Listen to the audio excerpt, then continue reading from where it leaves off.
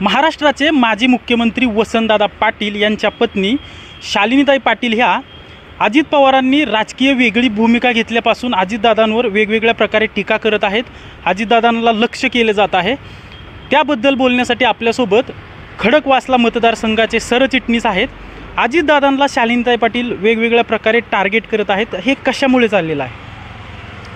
आता गेल्या 3-4 वर्षापूर्वी जरांडेश्वर साखर कारखाना या साखर कारखान्यामध्ये असणाऱ्या सगळ्या गोष्टी, कर्जाची वित्तवसुली होत नसल्यामुळे त्या कारखान्यावरती काही कर्ज होतं आणि त्यावेळेस सातारा जिल्हा बँक या बँकेमध्ये या कारखान्याचे काही रकमा ठेवी म्हणून होत्या, जवळपास 8 कोटीच्या आसपास। आणि या साखर कारखान्यावरती त्यावेळेस असणारं तत्कालीन कर्ज आणि त्यापैकी त्यावेळेस भरण्यासाठी असणारी आवश्यक रक्कम ही 3 कोटी रुपये होती, जी 3 कोटी रुपये शालिनीताई पाटील भरू शकल्या नाहीत, म्हणून ईडीने नोटीस पाठवली आणि तो साखर कारखाना हातातून काढून घेतला गेला।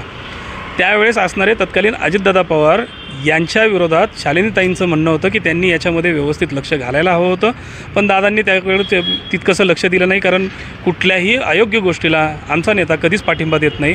त्या एका कारणामुळे आज शालिनीताई पाटलांना अजितदादा विरोधात वाटतायत आणि शरद पवार आज चांगले वाटतायत। अगदी काही वेळापूर्वी शालिनीताई पाटील यांनी असं वक्तव्य केलेलं आहे की अजितदादा येत्या 3 ते 4 महिन्यात जेलमध्ये जातील।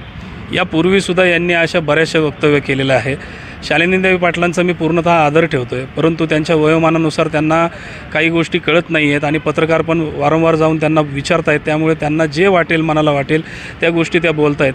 वास्तविक कुठलाही शिखर बँकेच्या घोटाळ्यामध्ये सरळ स्पष्टता आलेली आहे की दादांचा किंवा साहेबांचा याच्यामध्ये कुठलाही हात नव्हता, तरीसुद्धा शालिनीताई पाटलांनी त्यावेळेसही आरोप केले। त्यावेळेसही शरद पवारांच्या विरोधात बऱ्याच गोष्टी ते बोललेले आहेत, आदरणीय आहेत आम्हाला साहेब आणि मार्गदर्शक पण आजपर्यंत आहेत, पण त्यांच्यावरही आरोप केलेले आहेत। त्यांनाही जेलमध्ये घालण्याचे त्यांनी धमक्या दिलेल्या होत्या।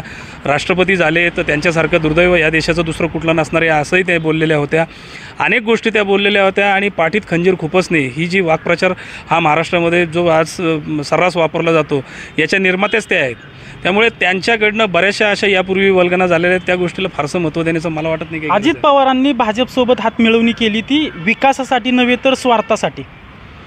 हे असं कसं म्हणू शकता तुम्ही की जे 40 आमदार त्यांच्याबरोबर गेले त्याच्याबरोबरीने राष्ट्रवादी काँग्रेस पक्षाचेच फक्त आमदार आहेत का? तर नाहीत। देवेंद्र भोयार, बाळासाहेब जाधव यांच्यासारखे अपक्ष आमदारसुद्धा त्यांच्याबरोबर आज गेलेत ना, त्यांचा आज त्याच्यामध्ये काय फायदा आहे? आपल्या भागातला प्रत्येक राजकीय नेता 5 वर्षाच्या कारकिर्दीमध्ये काय विकास करतो, काय कामं करतो हे बघणं फार गरजेचं असतं। आणि उभ्या महाराष्ट्राला माहिती आहे की सकाळी 6 वाजल्यापासून रात्री 11 वाजेपर्यंत सर्रास काम करणारा एकमेव महाराष्ट्रातला नेता जो कधीही खोटं बोलत नाही, अभ्यासू नेतृत्व आणि अनुभवाने शिकलेला व्यक्ती असं नेतृत्व म्हणजे अजितदादा पवार आहे। सॉफ्ट टार्गेट आहे, कारण त्यांना काही बोललं तरी ते सहज सहन करतात, कार्यकर्त्यांवरती भडास काढतात, पण इतरांना कुणाचं मन ते दुखवत नाही। त्यामुळे कुणीही उठतं आणि काहीही बोलावं। आता मात्र हे यापुढे सहन आम्ही करणार नाही। नक्कीच, तर यापुढे राष्ट्रवादी अजित पवार गटाकडून सहन केलं जाणार नाही असं ते सांगतायत। अजिंक्य धायगुडे, जय महाराष्ट्र न्यूज, पुणे।